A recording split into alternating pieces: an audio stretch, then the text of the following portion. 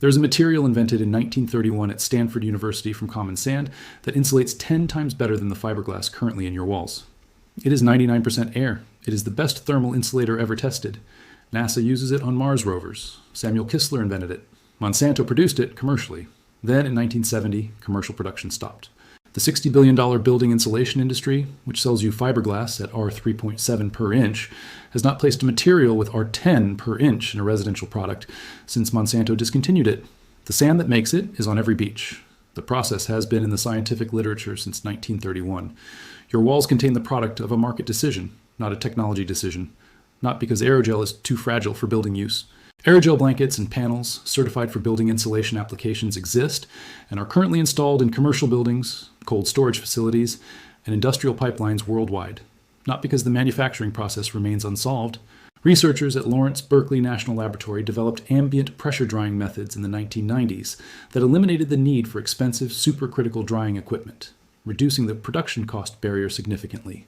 Not because the performance data is insufficient. Every independent thermal performance test conducted since 1931 confirms that aerogel outperforms every available commercial insulation material at equivalent thickness. Because Owens Corning generates $10 billion per year selling fiberglass, and aerogel does not fit inside Owens Corning's manufacturing infrastructure. Subscribe to the channel and hit the bell. The next story opens very soon. The archive opens in 1930 at Stanford University. Two chemists, Samuel Kistler and Charles Learned, made a bet. The bet concerned the internal structure of a jelly. A jelly, in chemical terms, is a liquid trapped inside a solid network of material. Remove the liquid, and the solid network should, in theory, maintain its three-dimensional structure. But every attempt anyone had made to remove the liquid from a gel had caused the structure to collapse as surface tension pulled the solid network together during the drying process. Kistler believed he could remove the liquid without collapsing the structure. His method was to replace the liquid with a gas before removing it, working above the liquid's critical temperature and pressure so that the liquid-gas transition never occurred and surface tension never developed. The process was supercritical drying. Kistler developed it, conducted the experiment, and won the bet. What remained after the liquid was removed was a solid silica structure that was 99% empty space. He filled that empty space with air. He had created aerogel. The material he held in his hand weighed almost nothing. He described it in his published paper as looking like frozen smoke. The solid silica strands that formed the structure were nanometers thick. Between them was air. The thermal performance of the material came from this structure. Heat transfer through a material occurs through three mechanisms: conduction through the solid, convection through the gas spaces, radiation across the material. Aerogel's nanoscale pore structure prevented all three simultaneously. The pores were so small that gas molecules could not move freely enough to conduct heat through convection. The silica network was so thin that conduction through the solid was minimal. The structure scattered thermal radiation. The result was a material with thermal conductivity lower than still air. Not equal to still air, lower. A material that insulated better than doing nothing. Kistler published his findings in the journal Nature in 1931. The paper documented the properties of the material, the production method, and the thermal performance data. The scientific community read it.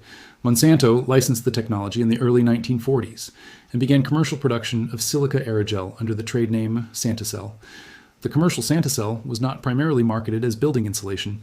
Monsanto used it as a rheology modifier, a thickening agent for industrial applications. It was used in paints, cosmetics, and in the insulation of refrigerated transport. The thermal performance that made it the best insulating material ever tested was used in specialty applications that could afford the production cost. Residential building insulation, which needed to compete on price with fiberglass at commodity scale, was not among the primary markets. The production cost issue was real. Supercritical drying required autoclave equipment operating at high pressure and temperature. The equipment was expensive to install and operate. Fiberglass manufacturing required heated glass fiber drawing operations that were also capital intensive but had been scaled and optimized over decades of industrial production.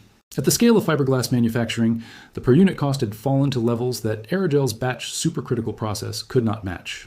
The performance advantage of aerogel was real and large. The cost disadvantage was also real. In 1970, Monsanto discontinued Santicel production.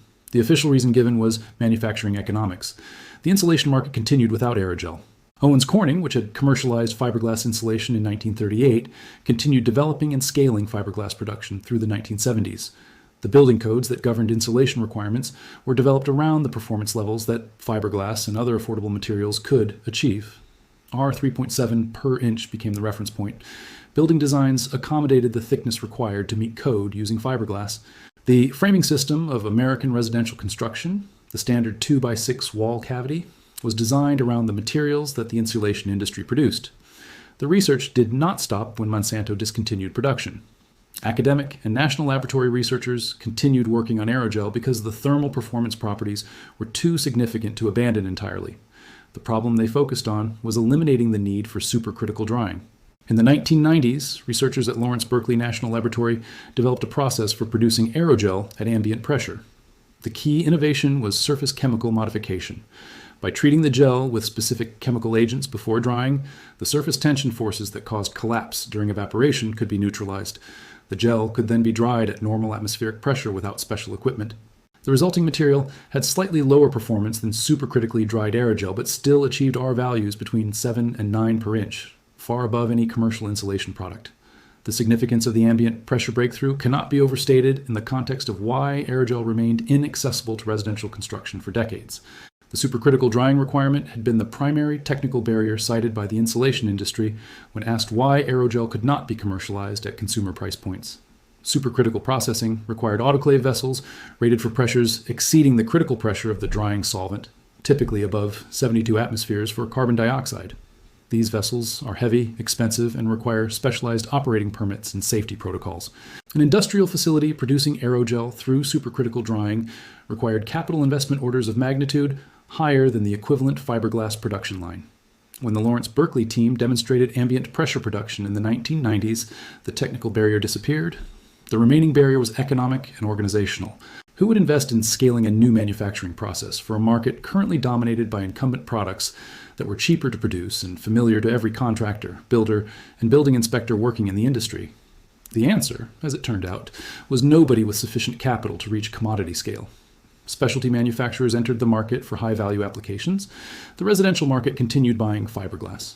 The ambient pressure process used materials that were cheap and widely available. Sodium silicate, commonly known as water glass, was the silica source. It is a byproduct of industrial silica processing. It costs fractions of a cent per gram. The acidifying agent used in early ambient pressure processes was acetic acid, vinegar. The chemical treatment that neutralized surface tension during drying used hexamethyl disilazane or similar silylating agents. The equipment required was standard chemical processing equipment.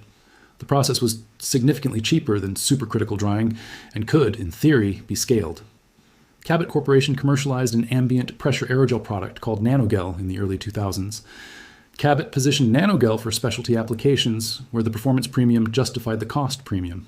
Daylighting panels, cold storage insulation, pipe insulation for industrial processes where thermal efficiency had direct impact on energy costs that ran to millions of dollars annually. The price per unit of Cabot Nanogel was dramatically higher than fiberglass. The customers who paid it were organizations for whom the performance difference was worth the cost difference. Residential homeowners who paid Owens Corning prices were not those customers. Now examine the market structure that sustained this situation for 90 years. Owens Corning was founded in 1938 to commercialize fiberglass. Their annual revenue exceeds $10 billion. Their fiberglass insulation manufacturing infrastructure represents decades of capital investment in glass melting furnaces, fiber drawing equipment, binder application systems, and packaging lines. This infrastructure produces fiberglass at the cost that makes it the default residential insulation product globally. The same infrastructure cannot produce aerogel. Converting an Owens Corning production facility to aerogel manufacturing would require abandoning the existing capital investment and replacing it with entirely different processing equipment. Rockwool, another major insulation manufacturer, operates mineral wool production facilities on a similar model. BASF produces polyurethane foam insulation. Saint-Gobain, Certainteed manufactures both fiberglass and mineral wool products.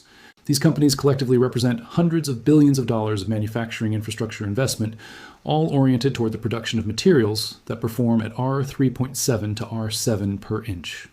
A residential building product achieving R10 per inch would change the geometry of building design. A wall insulated to current code minimums with aerogel could be significantly thinner than a wall insulated with fiberglass. Thinner walls mean smaller building footprints for the same interior space. Smaller building footprints mean less lumber framing material. Less lumber framing means disruption to the structural timber industry. Thinner walls also mean that the standard 2x6 framing system that the entire North American residential construction industry has been organized around for decades would need to be reconsidered. Every contractor, every framing crew, every building code, every architectural drawing convention that references standard wall dimensions would need to adapt. The disruption of aerogel to the residential construction industry would extend far beyond the insulation manufacturers. The lumber industry, the framing contractors, the drywall manufacturers who produce panel size to standard stud spacing, the window and door manufacturers who size products to standard rough opening dimensions.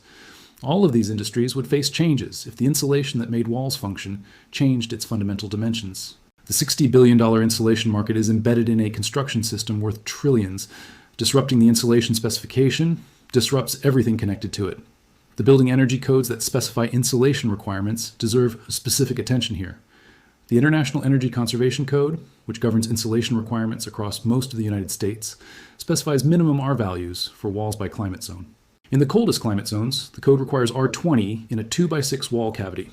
2x6 framing provides 5.5 inches of cavity depth. Fiberglass at R3.7 per inch fills that cavity and barely meets the code minimum. The code was calibrated to what fiberglass could achieve in a standard framing dimension. Aerogel at R10 per inch would meet the same code requirement in 2 inches. The remaining 3.5 inches of wall cavity would provide structural framing without insulation function.